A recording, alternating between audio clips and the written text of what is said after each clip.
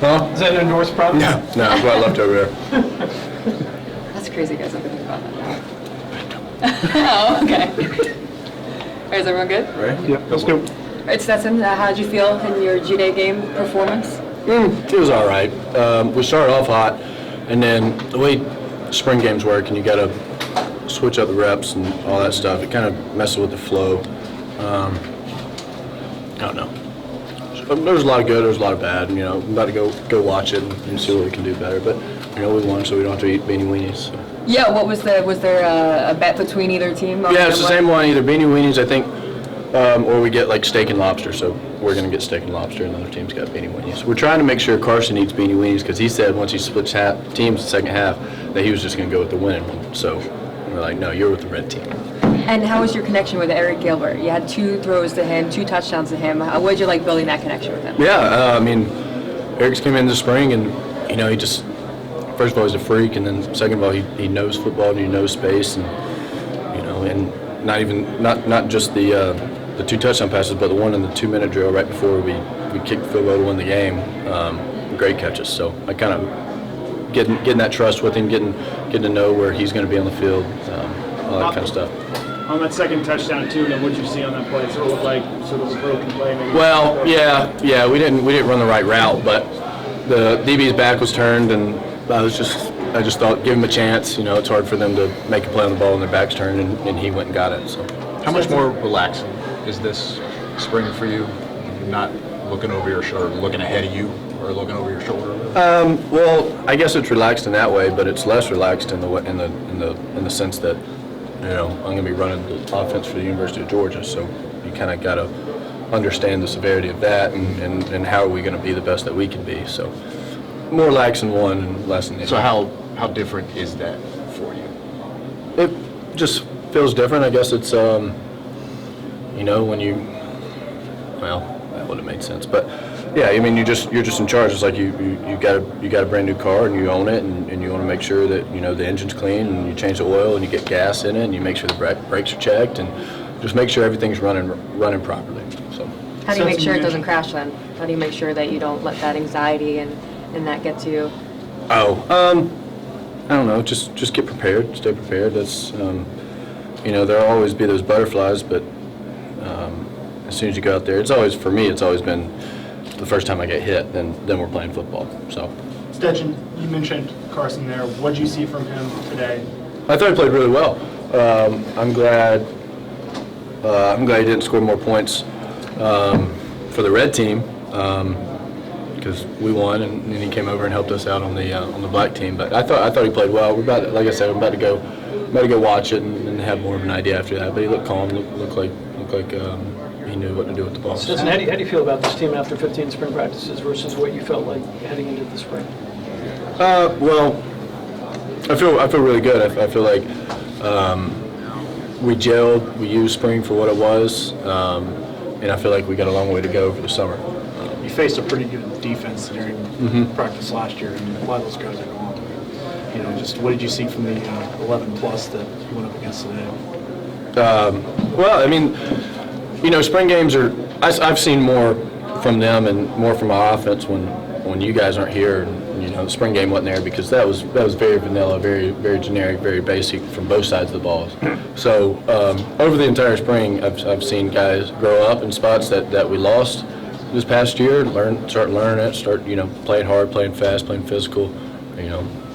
Getting better up here because they're talented. So this is where they have to go, and so there's a learning curve. And as it started towards the end of the spring, they got much better, and then over the summer they're going to get much better. I'm excited to see where they go. Does accomplishing the national title change anything for you personally, or does it make the expectations even more? Like, what does it change for you? Well, I'm a self-motivator, I guess. So I want to win every single time. So that doesn't change anything as far as what we want to accomplish this year. So I'd say nothing. What is it about tight ends, and you in particular, tight ends have gotten busy since you've kind of been at the controls? Is that a function of Stetson Bennett and what the offense looks with him, or the function of tight ends and that Georgia has on their roster? I don't know. I throw it to the guy who I see is open on that play, and they happen to be open a good bit. So. How have you seen Carson and Brock kind of develop from when they got on campus to now? I mean, Carson's been here 3 years now, so I mean, he's an old guy now. So, and Brock, Brock's still learning and still getting the playbook, and I mean, infinitely better than he was this time last year. And I thought he played really well today. Had a few runs I was jealous of, but both of them are doing really well. This is only a spring game. Kirby already seems to have this sort of game face on in terms of being serious and stuff. Did he seem the same to you today in the spring as he is like if this was the fall or pre-fall? No, not at all. Did he seem goofy? He didn't seem goofy, but he didn't have a team, and he didn't have, he was standing back there talking to SEC Network or whoever that was, and so no, he wasn't the same. I mean, he talked to us before the game, talking about how he expected us to be, and I felt the same way, but no, it wasn't the same as if we were playing Florida. I mean, did there seem to be a level of importance? Oh, 1,000%. Yes, Yeah, yes. yeah. That was instilled for sure. Yes. Yeah. To you too? Oh yeah, 1,000%. Yeah. Beyond the steak and lobster thing, I mean. Yeah. I mean, every time you're out here, you get to play in front of however many people are here today, and you get to play on Sanford Stadium. I mean, I try to impress upon the young guys today. I try to be like, hey, this is a big deal. I know you don't think about it right now because you think you got everything in the world in front of you, but one day this is going to be over, and so cherish it and go play ball, and don't disrespect it by not playing the best you can. So. Who's funding that, by the way? Who's funding what? Steak and lobster. Oh, that's not me. Stetson, what do you think about the way Reed played? I know he has had to overcome a lot on the field as well, and then he comes out here, you throw a touchdown to him, and had a big catch to set up a game-winning field goal. Just his progression and seeing him perform like that, what's that like for you to see? Yeah, I mean, it's awesome. I mean, like I said, he loves football. He's a quiet kid, but you can see his eyes light up whenever he does something well in the pass game or even the blocking game. And we're still trying to get there chemistry-wise, just because the reps haven't been there like everybody else's. But I mean, seemed to work today. Stetson, a couple huge plays to the running backs in the passing game today. What kind of dimension do both of those guys bring to the passing game? Yeah, they're both really talented. I say they kind of fit in the same mold of well, they're a little bit different, but kind of the same function as James and Zamir last year. They're different.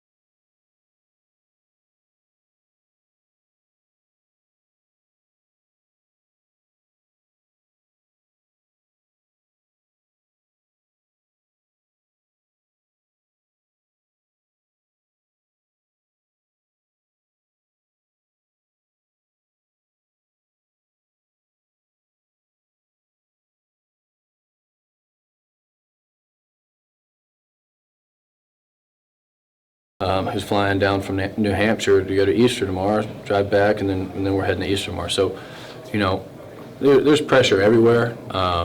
Do more people watch me? Yeah, but I don't think about them because, if you're worried about them, you can't be doing as well as you can be in the here and now. So, I signed up for this. I'm good enough to do this, and so really all it comes down to is will you put the work in to be prepared. The pressure doesn't really factor into it. Stetson, you had a touchdown pass in every quarter besides the fourth quarter. How would you describe your fourth quarter strategy offensively going forward? Can you repeat that? You had a touchdown pass in every quarter besides the fourth quarter. How would you describe your fourth quarter strategy offensively going forward? Oh, well, I got the ball. We had the ball twice to throw a pick, and then we got the ball with like a minute left, and all we needed was a field goal. So, I don't know. It's a different game. Strategy-wise, I think it was the same, besides the 2-minute stuff. Stetson, going into this final season for you, what does accountability look like for yourself, for your teammates, and going into like leadership positions and stuff like that? I think I saw, my dad played for Irk Russell for 1 year. He walked on at Southern back in the day, and he said first meeting they had, Irk walked up to the whiteboard and just wrote, "Do right." He said, "That's the one rule we have." And so I feel like everybody on our team is raised, has a good enough family and good enough leadership or somebody in their life that has taught them how to do right. And so you kind of got a good idea of what that means, so just do that. And if you see somebody not doing it, and what does it look tell like for them the to. team next season, like filling in these leadership positions that y'all may have lost, like with Jordan Davis and Kobe Dean and stuff like that? What are you going to do to step up for that and help fill those positions for you? Oh, I don't have a step-by-step plan, but just exactly what I just said. Be more vocal and show them the right way at the same time.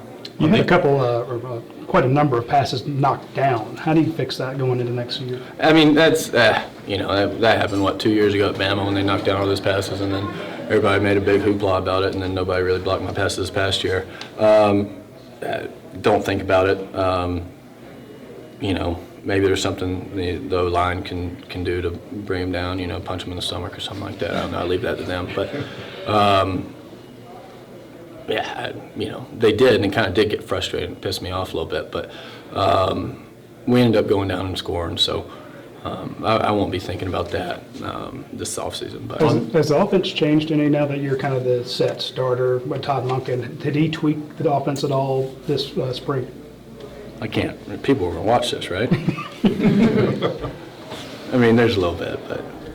You didn't tell me the plays. I just want to know if he adjusted to more your skill sets. Mm-hmm. We're standing in the same place Fromm stood for 3 years. After every game, win or loss, we pinned everything on his shoulders, it seemed like. And now it's like on you to be that guy. Is it business as usual, or do you feel like you have to step up even more this next season with that legendary defense gone now? I think everybody can see, you see who leaves the room, right? And so you see who needs to step up to fill those shoes and who needs to step up and, make sure we're going to be the best we can be. And so do I think that I need to be better than last year? Yeah. Do I think that I'm going to need to go out there and win every single game? No, it's still the University of Georgia. We're still going to have great players. We're still going to have great O-line. Still going to have great backs. We're going to have great backers. Going to have great D-line. Going to have great DBs. So,